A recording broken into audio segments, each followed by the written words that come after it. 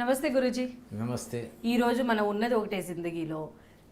మనం పేరెంట్స్ పిల్లల గురించి ఆల్రెడీ డిస్కస్ చేసుకున్నాం కాబట్టి పేరెంట్స్ తర్వాతి స్థానం గురువులది. లేదు, గురువుల స్థానం తర్వాత పేరెంట్స్ మెయిన్గా అంటే 5th ఇయర్ నుంచి 25th ఇయర్ వరకు గురువులే ఎక్కువ కాలం గడిపేది గురువులే. ఎస్, డెఫినెట్గా మీరు చెప్పింది అయితే కరెక్టే ఎండమూరి గారు. ఎందుకంటే పేరెంట్స్తో పాటు గురువు ఉంటారని అనుకుంటారు, కానీ గురువే మేజర్ రోల్ ఒక స్టూడెంట్ని తీర్చిదిద్దడంలో.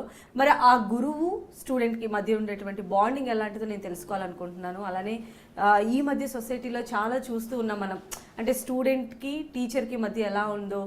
రీసెంట్గా మనం చూసాము, పిల్లలు అల్లరి చేస్తున్నారని చెప్పేసి వాళ్ళని ఎండలో నుంచోబెట్టడం బట్టలు లేకుండా. సో ఒక రకమైన పైశాచిక ఇది ఒక పద్ధతి. ఇంకోటి కూడా ఉందండి, మా సార్ గార్డ్ అంటారు. అసలు రెస్పెక్ట్ అనేది వీళ్ళు పొందాలి గురువులు. అవును. నేను ఒకసారి ఒక కాకినాడలో చూశాను, 3 జూనియర్ లెక్చరర్స్ ఒకటే స్కూటర్ మీద సిగరెట్లు తాగుతూ వెళ్తున్నారు కాలేజీలో. ఎంత బ్యాడ్ అభిప్రాయం ఏర్పడుతుందో చూడండి. అవును. ఈవెన్ దానికి తోడు మూవీస్లో వాటిలో కూడా మాస్టర్లు అంటే ఒక చులకన భావం, వీళ్ళందరూ చేసే వేషాలు చాలా దరిద్రంగా ఉంటాయి. మరి దీనికి సంబంధించి మనం చాలా డిస్కస్ చేసుకోవాలి గురూజీ. ఈరోజు ఒక క్లారిటీ కావాలి. స్టూడెంట్కి టీచర్కి మధ్య ఉండేటువంటి సంబంధం ఎలా ఉండాలి అనేటువంటి అంశం మనం డిస్కస్ చేసుకుందాం. నిజంగా ఒక టీచరు స్టూడెంట్ లైఫ్ని ఇన్ఫ్లుయెన్స్ చేయగలరా?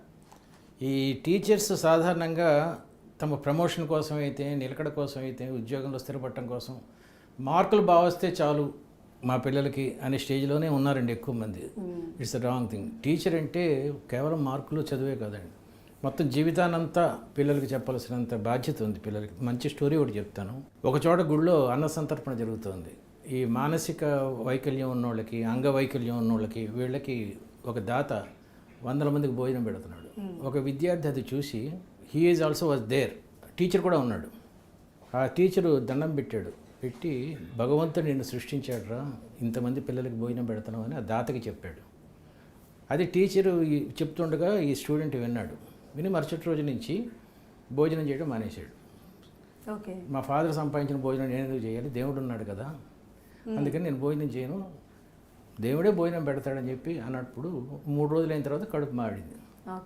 అప్పుడు వెళ్ళాడు టీచర్ దగ్గరికి, మీరే దేవుడు భోజనం పెడతాడన్నాడు, నాకు 3 రోజుల నుంచి భోజనం లేదు, మరి దేవుడు మీరు చెప్పింది తప్పు కదా అన్నప్పుడు ఆ గురువు ఒక మంచి పాయింట్ చెప్పాడు.